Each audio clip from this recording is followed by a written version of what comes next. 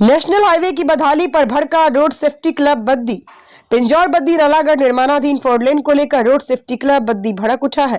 Club ने कहा, एक तरफ तो केंद्र व प्रदेश सरकारों औद्योगिक विकास की बड़ी बड़ी बातें करते हैं, लेकिन धरातल पर स्थिति कुछ और ही है। आज 35 किलोमीटर सड़क जो एशिया के सबसे बड़े औद्योगिक क्षेत्र बद्दी बरोटीवाला नालागढ़ को जोड़ती है, अधूरी चली हुई है। रोड सेफ्टी क्लब बद्दी के प्रधान सुरेंद्र अत्री, सचिव सतीश कुमार ढूंढवा, उपाध्यक्ष चिंतन मोहन लाल व युवा कार्यकर्ता चंदन सिंह ठाकुर ने आज निर्माणाधीन 4 लेन का दौरा किया और सड़क निर्माण में बढ़ती जा रही ढिलाई पर कड़ा रोष जाहिर किया। सुरेंद्र कुमार अत्री ने कहा, हमारी एक पीढ़ी बचपन से जवान हो गई, लेकिन इस रोड को बनने का शुभ मुहूर्त नहीं निकला। रोज 100 किलोमीटर सड़क बनने के दावे झूठे, चंदन ठाकुर। वहीं दूसरी ओर युवा सामाजिक कार्यकर्ता चंदन सिंह ठाकुर ने कहा, केंद्रीय सड़क निर्माण मंत्री रोज 100 किलोमीटर सड़क बनाने का दावा करते हैं, लेकिन क्या हिमाचल में यह बात लागू नहीं होती? हमारे घरों में 4 लेन का पानी आ रहा है, रास्ते बंद हो गए हैं, लेकिन सरकार व अधिकारियों को कोई परवाह नहीं है। देखिए स्टार न्यूज प्लस के लिए हिमाचल प्रदेश के बद्दी से सतीश जैन की ये रिपोर्ट। सबसे पहले तो मैं अपना जितने भी हमारे दर्शक हैं या जो भी यहाँ हमें इसको फॉलो कर रहे हैं,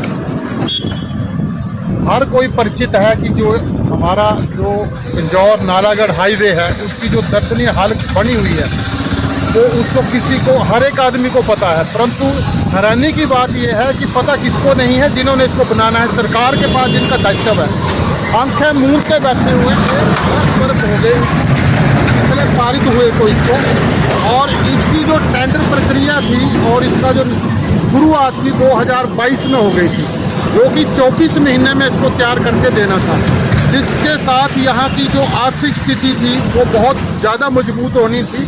परंतु आज इसकी वजह से जो है हर आदमी यहाँ पे परेशान है। यहाँ पे प्रदेश के लिए जोड़ने वाला ये मार्ग है, अगर कोई चंडीगढ़ से मनाली के लिए जाता है बाहरी राज्यों से आके भी तो इसी मार्ग से होके जाता है।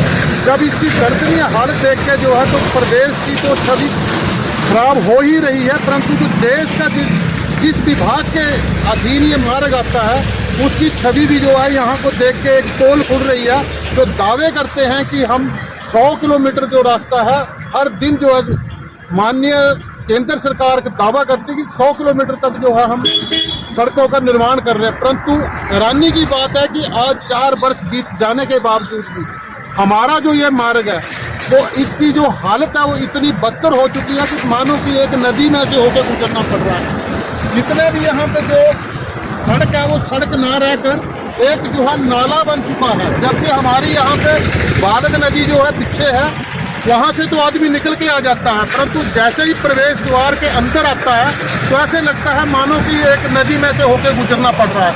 तो हम तो एक निवेदन करना चाहते हैं उन राजनेताओं से भी और यहाँ के जो भी अधिकारी हैं उनसे भी कि कौन सी गलती हो चुकी है यहाँ पे हमारे बीगल वासियों से, जो हमें इस नर्क भरी जिंदगी में को जीने को मजबूर कर दिया है।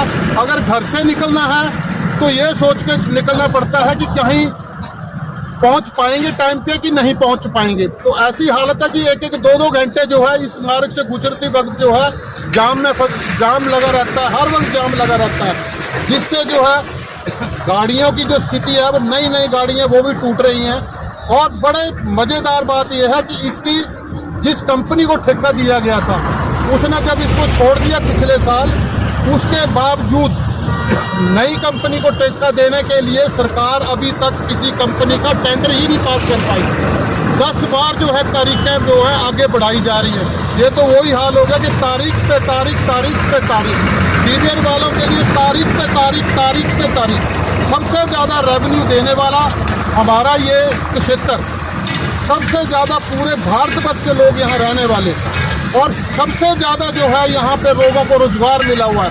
अगर नहीं मिला उनको तो यहाँ पे रहने के लिए, चलने के लिए सड़कें जो मुख्य धारा होती हैं उससे हम अछूते हैं। बड़े मज़े की बात यह है कि नेशनल हाईवे जो टाइलों से बनाने की रिपेयर की बात हुई, जब पिछले बारी बरसात में जब बहुत ही बुरा हाल हो गया तो ये टाइलें का काम किया गया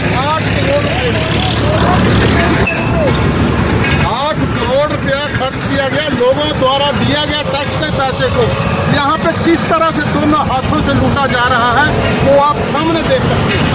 और ये टाइलें तो है ही नहीं, क्या हाल होगा। और घाट जम गई, जहाँ से जगह है लोगों के घर उजाड़ दिए। बाद जो जगह ले दी गई, आज उसका ये हालत है कि पूरे के पूरे आप देख सकते हैं कि घास जम चुका है। कहीं पे भी जो है पता नहीं लग रहा है कि यहाँ पे कहीं पे भी नेशनल हाईवे का काम हो रहा है।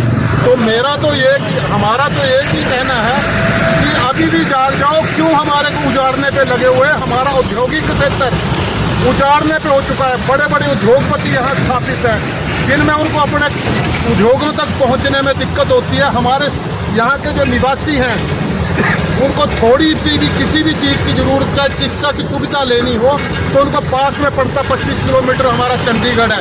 तो कई ऐसी हालत है कि चंडीगढ़ पहुंचने के लिए भी हज़ारों बार हमें सोचना पड़ता है। रास्ते में कई लोग तो डेड हो रहे हैं, सिर्फ मेंटली डिस्टर्ब हो चुके हैं लोग। तो हम तो यही कहेंगे कि इसका युद्ध स्तर पर काम जल्द से जल्द किया जाए, ताकि आने वाली बरसातों में जो पिछले साल हमारा टापू बन के रह गया था, तो इस बारी ना बने, यही हम अब मांग करते हैं। और कहीं ना कहीं इसमें केंद्र की राजनीति सामने आ रही है। केंद्र सरकार का ही तो ढिलबल रवैया है, इसमें हम केंद्र सरकार के अधीन है, तो केंद्र सरकार का ही कार्य है, उनका ही प्रोजेक्ट है। बड़ी हैरानी की बात है कि इतना बावजूद इतना सब कुछ यहाँ से केंद्र सरकार को भी कहीं ऐसा तो नहीं कि ये चुनावों तक खींचा जाए।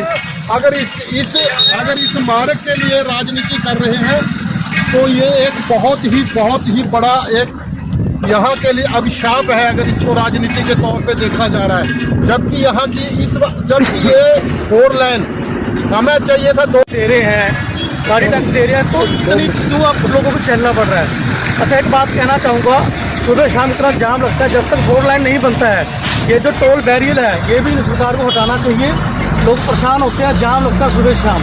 मैं यही मांग करता हूँ कि जब तक 4 लाइन नहीं बनता है जी, ये टोल बंद होना चाहिए।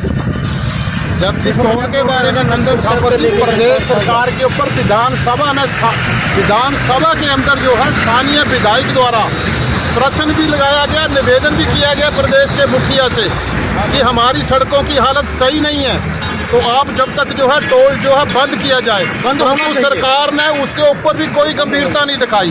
बड़े हैरानी की बात है, क्यों BBN के साथ जो है सौतेला व्यवहार जो है किया जाए। कोई भी मार्ग ऐसा नहीं है कि जिसके ऊपर से कोई व्यक्ति पैदल निकल पाए या गाड़ी लेके निकल पाए, ऐसी हालत हो चुकी है। बत्ती का सत्यानाश कर दिया है जी।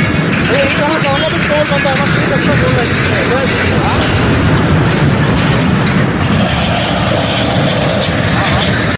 एयरपोर्ट तक लाइन बहुत वधिया बन गई है, बहुत अच्छा बन गया। ਇੱਥੇ ਦੇਖਦੇ ਨੂੰ ਮੈਨੂੰ 1985 ਦਾ ਬੈਠਿਆ ਵਾ ਦੇਖ ਰਿਹਾ, ਰੋਡ ਅਜੇ ਤੱਕ ਨਹੀਂ ਬਣਿਆ।